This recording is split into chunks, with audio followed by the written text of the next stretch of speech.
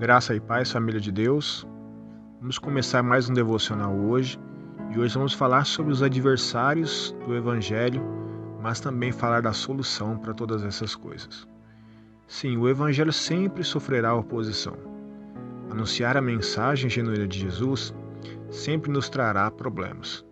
Talvez você pense que não, mas se analisarmos a história da humanidade, isso se revela em todos os tempos uma verdade absoluta. Nós vemos, por exemplo, no tempo de Jesus, no tempo de Paulo, e podemos vir até os nossos dias de hoje, sempre veremos que haverá resistência.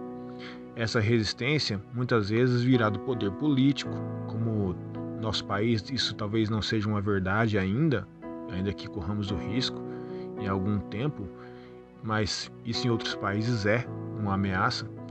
Nós muitas vezes enfrentamos poderes religiosos que são contra a mensagem do Evangelho.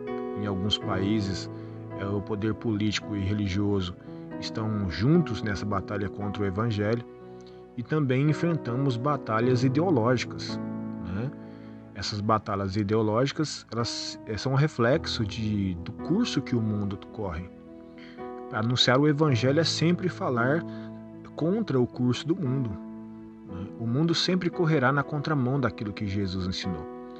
Nós sabemos que existem pessoas, sim, que talvez sofrem oposição nos dias de hoje por anunciar um evangelho totalmente distorcido. Não falam daquilo que Jesus realmente ensinou e não expressam o Cristo verdadeiro. Isso acontece nos dois extremos.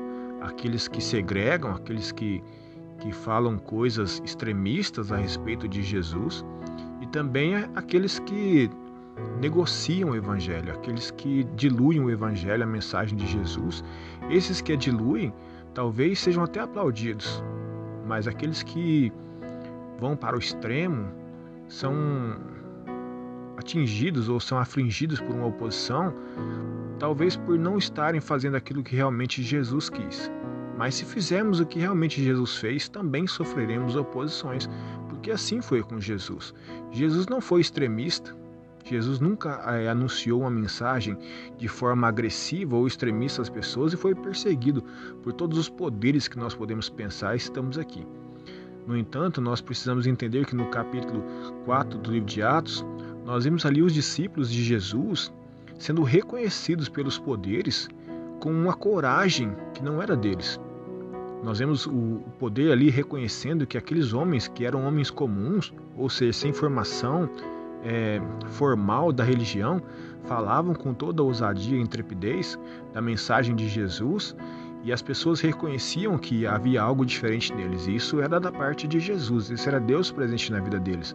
E nós precisamos entender que aqueles homens também não falavam de coisas extremas, aqueles homens falavam da mensagem genuína de Jesus, falavam do amor, da graça e do evangelho puro de Jesus, e mesmo assim sofreram oposição, mas eles permaneceram firmes na sua decisão e na sua missão.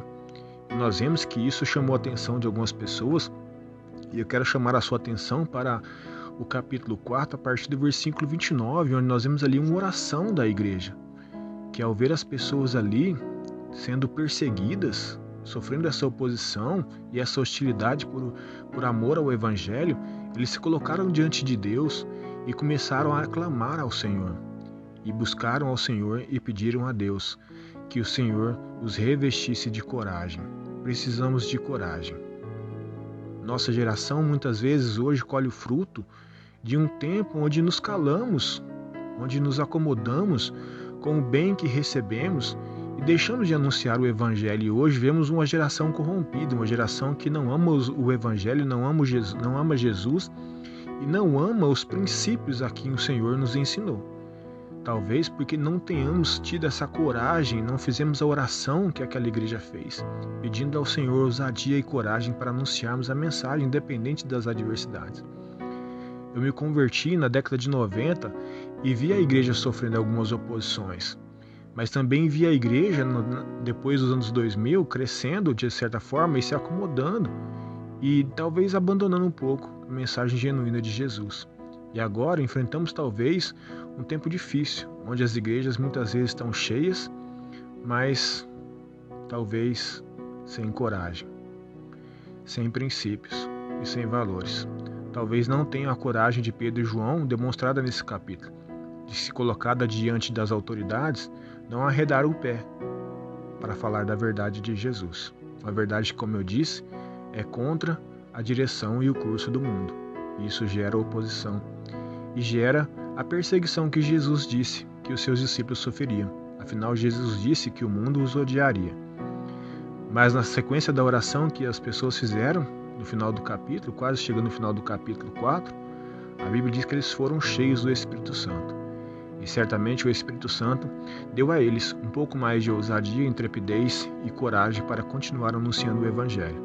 Ainda que isso lhes custe algumas coisas, como vamos ver nos capítulos para frente. Vamos ver no capítulo 5, em todo o livro de Atos, a oposição, mas vamos ver também homens e mulheres que se dispuseram a ser firmes, cheios de coragem e de fé para anunciar o Evangelho de Jesus. Porque, na verdade, o poder de Deus se manifesta. Paulo escreveu, porque não me envergonho do Evangelho, porque ele é o poder de Deus para salvar o homem, tanto a judeu quanto a grego. E desse Evangelho eu também não me envergonho. E peço a Deus que me dê coragem e te dê coragem para proclamá-lo, independente das adversidades. E que assim seja a nossa oração e que o Senhor nos responda como respondeu à igreja de Atos. Que Ele nos encha do Espírito Santo para proclamarmos a verdade do Senhor. Vamos orar para que isso torne verdade em nossas vidas. Santo e poderoso Deus, em nome do Teu Filho amado, nós invocamos o Teu santo nome. Clamamos ao Senhor por graça e misericórdia sobre nossas vidas, por muitas vezes termos negligenciado a nossa missão de anunciarmos o Seu Evangelho. E talvez, em algum momento, não anunciarmos da maneira que deveríamos anunciar. Por muitas vezes termos diluído ele com alguns conceitos humanos e talvez por alguns momentos também ter nos faltado sabedoria e termos atingido algum nível de extremismo ao falarmos do Senhor. Mas que o Teu Espírito Santo nos dê não somente coragem, mas sabedoria para falarmos do Seu Evangelho. E que se houver oposição, que estejamos firmes como os apóstolos estiveram, porque assim teremos a condição de sermos bênção na vida uns dos outros e de produzir salvação na vida daqueles que ouvem a Tua mensagem, porque assim é o desejo do Senhor, porque o Senhor nos escolheu para essa missão. E dependemos totalmente do Senhor para realizá-lo, e do Teu Espírito Santo, que Ele venha sobre nós e nos capacite, em nome de Jesus. Deus abençoe sua vida, te revista de coragem, ousadia, intrepidez e que o Espírito Santo te encha a cada dia e te capacite a cumprir a sua missão que lhe foi dada pelo Senhor em nome de Jesus. Compartilhe essa mensagem com as pessoas que você ama e vamos juntos nessa missão que nos foi dada em nome de Jesus.